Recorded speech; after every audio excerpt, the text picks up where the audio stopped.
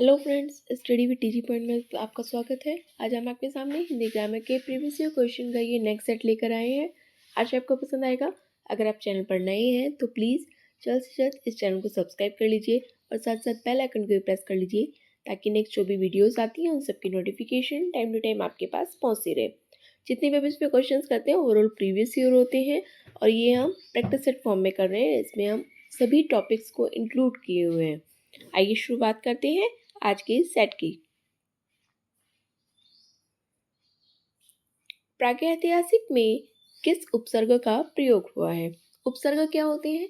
ऐसे शब्द जो किसी शब्द के प्रारंभ में आकर जुड़ते हैं और नए शब्द का निर्माण करते हैं, वे शब्द उपसर्ग होते हैं।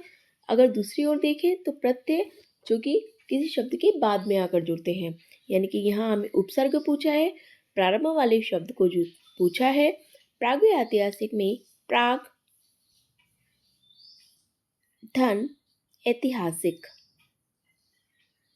हम साथ साथ इसका संधि विच्छेद एक्सेट्रा भी करते चलेंगे ताकि हमें पूरे कॉन्सेप्ट क्लियर होते चलें। तो यहाँ पर उपसर्ग जो होगा हमारा प्राक होगा। ऑप्शन नंबर बी, प्राक will be correct answer. Next, अज शब्द को स्त्रीवाचक बनाने के लिए किस प्रत्यय का प्रयोग हुआ है? अब अभी हम बात करके गए हैं कि उपसर्ग प्रारंभ में आकर जुड़ते हैं, वहीं दूसरी ओर प्रत्यय जो होते हैं किसी शब्द के अंत में आकर जुड़ते हैं। यानी कि अज शब्द को अगर हम किसी प्रत्यय के साथ ऐड ऑन करते हैं तो उससे किस स्त्रीवाचक शब्द की उत्पत्ति होती है? जैसे ईय, अगर हम अज ईय करेंगे, अजीय कुछ नहीं होता है, अज इक भी नहीं होता है, अज ई भी नहीं होता है। जबकि अगर हम आ जोड़ते हैं तो अज धन आ जो कि अजा का निर्माण करेगा, अजा जो कि एक स्त्रीवाचक शब्द बन जाता है। नेक्स्ट, संकर शब्द किसे कहते हैं? ग्रामीण भाषा के शब्द को, संस्कृत भाषा के शब्द को, ग्रामीण और संस्कृत भाषा के विशेष शब्द को, या दो भाषा से मिलकर बनने वाले शब्द को। संकर शब्द, जब कोई शब्द दो भाषाओं के मेल से उत्पन्न होता है तो वही संकर शब्द होता है। इसलिए हमारा option D will be a correct answer. रमणीय कौन सा प्रत्यय है इसमें? अनीय, ईय, नीय या रम? अब प्रत्यय हमें पता है अंत में आकर जुड़ता है, तो रम शब्द तो वैसे ही नहीं होगा। नीय, जहाँ हमें कोई एक ही मात्रा नजर नहीं आती है तो इसलिए ये भी नहीं होगा।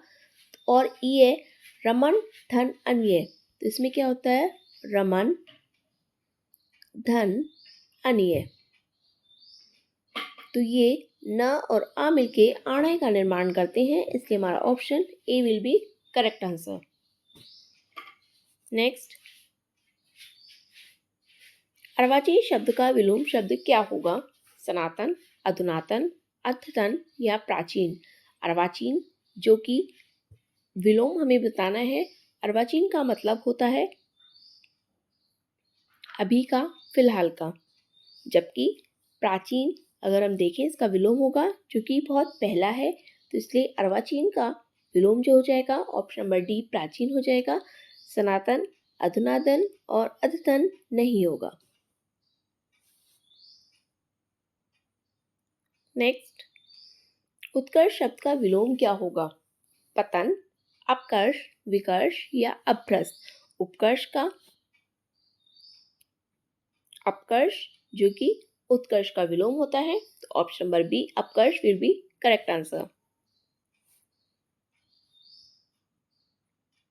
नेक्स्ट, इनमें से मूक का अनेकार्थक शब्द कौन सा नहीं है? गूंगा, चुप, शांत या विवश? मूक का मतलब होता है शांत होना, आवाज नहीं करना या चुपचाप रहना, तो इसलिए गूंगा ये तो मूक का शब्द होगा। चुप भी और शांत भी, ये तीनों ही मूक के अनेकार्थी शब्द होते हैं। जबकि विवश मूक का अनेकार्थी शब्द नहीं होता है। ऑप्शन नंबर डी, हमें नेगेटिव वर्ड बताना है, नेगेटिव वर्ड यहाँ विवश हो जाएगा। नेक्स्ट, जल, प्राण, वायु किस शब्द के अनेकार्थी शब्द हैं? औषधि, जीवन, सार और तत्व? जल, प्राण और वायु ये तीनों ही किसके अनेकार्थी हैं? औषधि के भी नहीं है, सार के भी नहीं है और तत्व के भी नहीं है। ये तीनों ही जीवन से रिलेट करते हैं, यानी कि जल, प्राण और वायु ये तीनों ही जीवन के अनेकार्थी शब्द हैं। नेक्स्ट, कृतज्ञ किसका संक्षिप्तीकरण है? उपकार करने वाले का, उपकार करवाने वाले का, किए हुए उपकार को न मानने वाले का या किए हुए उपकार को मानने वाले का। अगर हम देखें यहाँ कृतज्ञ जो कि किसके अंतर्गत आता है? किए हुए उपकार को मानने वाला कृतज्ञ होता है। और वहीं अगर दूसरी ओर देखते हैं तो किए हुए उपकार को न मानने वाले के लिए कृतघ्न आता है। ये दोनों ही मोस्टली कंफ्यूजिंग वर्ड होते हैं। तो यहाँ पर किए हुए उपकार को मानने वाला कृतज्ञ और किए हुए उपकार को न मानने वाला कृतघ्न। Option number D will be correct answer. जो एक स्थान पर टिककर नहीं रहता है, वाक्यांश के लिए एक शब्द कौन सा होगा? जो एक स्थान पर टिककर नहीं रहता है उसके लिए होता है अस्थिर। और एक इसमें आता है कि एक स्थान से दूसरे स्थान पर विचरण करने वाला, वहां पर हम यायावर के साथ जाते हैं। जबकि एक स्थान पर टिककर नहीं रहता है उसके लिए अस्थिर शब्द का यहाँ प्रयोग होता है। नेक्स्ट, चमड़ी जाए पर दमड़ी न जाए लोकोक्ति का निम्नलिखित में से उचित अर्थ चुनना है। बहुत करीब, बहुत सहनशील, बहुत कंजूसी या बहुत बीमार। तो कहते हैं चमड़ी जाए लेकिन दमड़ी ना जाए, मीन्स खाल चाहे पूरी उतर जाए लेकिन कोई भी धन खर्च ना हो। इसके लिए बहुत गरीब नहीं होगा, सहनशील भी नहीं होगा और बीमार भी नहीं होगा, जो कि कंजूसी से रिलेट करता है, बहुत कंजूसी। तो इसलिए हमारा ऑप्शन यहाँ C will be correct answer. Next, स्वावलंबी होने के लिए सही मुहावरा क्या होगा? पोबारा होना, पानी फेर देना, पैरों पर खड़ा होना या फूक फूक कर पैर रखना। स्वावलंबी होना जो कि खुद के हिसाब से मजबूत होना, अपने पैरों पर खड़ा होना। कहते हैं हम अपने पैरों पर खड़े हो जाएंगे तभी मिलेगा हम कुछ कामयाब हो गए हैं। स्वावलंबी होने के लिए ऑप्शन नंबर सी पैरों पर खड़ा होना ही करेक्ट होगा। नेक्स्ट, वैदेही वनवास किसकी रचना है? मैथिली शरण गुप्त की, अयोध्या सिंह उपाध्याय हरिओद की, रामधारी सिंह दिनकर और श्रीधर पाठक। वैदेही वनवास जो कि अयोध्या सिंह उपाध्याय हरिओद जी की रचना है, इसलिए हमारा ऑप्शन बी यहाँ पर करेक्ट हो जाएगा। नेक्स्ट, आचरण की सभ्यता किसका निबंध है? महावीर प्रसाद द्विवेदी का, सरदार पूर्ण सिंह का, रामचंद्र शुक्ल का या पद्म सिंह का। आचरण की सभ्यता जो कि किससे रिलेट करता है? सरदार पूर्ण सिंह जी से। हमारा ऑप्शन बी यहाँ पर करेक्ट हो जाएगा, जो कि एक निबंध है और आचरण की सभ्यता जो कि सरदार पूर्ण सिंह द्वारा लिखित है। मृत्युंजय पद में कौन सा समास है? बहुव्रीहि, कर्मधारय, तत्पुरुष और द्वंद्व। अगर हम इन समास की बात करते हैं, द्वंद्व समास में क्या होता है? जहां समस्त पद में दोनों पद समान हो और विग्रह करने पर और या इस तरह के शब्द हमें देखने के लिए मिलते हैं, या फिर योजक चिन्ह देखने के लिए मिलता है। योजक चिन्ह ये होता है, वहां पर द्वंद्व समास होता है। तत्पुरुष समास जहां विच्छेद करने पर हमें विभक्ति चिन्ह देखने के लिए मिलता है। कर्मधारय समास जहां विशेषण और विशेष्य की प्रधानता होती है। वहीं दूसरी ओर अगर बहुव्रीहि की बात करते हैं, जहां पर पहला और दूसरा पद मिलकर किसी तीसरे और अन्य पद की ओर संकेत करते हैं, वहां बहुव्रीहि होता है। अब अगर हम देखते हैं मृत्युंजय यानी कि मृत्यु पर विजय पाने वाला अर्थात के बारे में बात हुई है, किसके बारे में होती है, तो ये आप हमें कमेंट बॉक्स में बताएंगे। मृत्यु पर विजय पाने जाने के लिए किसके लिए यहाँ प्रयोग हुआ है? वैसे भगवान शिव के लिए मृत्युंजय शब्द का प्रयोग किया जाता है, इसलिए हमारा ऑप्शन यहाँ ए करेक्ट हो जाएगा। ये तो हमने बता दिया इसका आंसर। तो ऑप्शन नंबर ए बहुव्रीहि समास यहाँ करेक्ट हो जाएगा, क्योंकि मृत्युंजय शब्द से हमें किसी अन्य तीसरे शब्द की उत्पत्ति का पता चलता है। नेक्स्ट, किस शब्द में तत्पुरुष समास है? पीताम्बर में, मधुमक्खी में, दौड़ धूप में या त्रिभुवन में। तत्पुरुष समास जहाँ हमें विभक्ति चिन्ह देखने के लिए मिलता है। पीताम्बर पीला है अंबर जिसका। मधुमक्खी मधु की मक्खी, यहाँ की विभक्ति चिन्ह है। दौड़ धूप दौड़ और धूप, यहाँ और या योजक चिन्ह देखने के लिए मिलेगा। त्रिभुवन तीन भुजाओं वाला, तो यहाँ जो कि हमें द्विगु समास देखने के लिए मिलता है। ये हमारा ऑप्शन मधुमक्खी विल बी करेक्ट आंसर, क्योंकि हमें तत्पुरुष समास चाहिए और तत्पुरुष समास में विभक्ति चिन्ह का होना आवश्यक होता है। नेक्स्ट, निम्नलिखित शब्दों में से निपात का उदाहरण कौन सा शब्द है?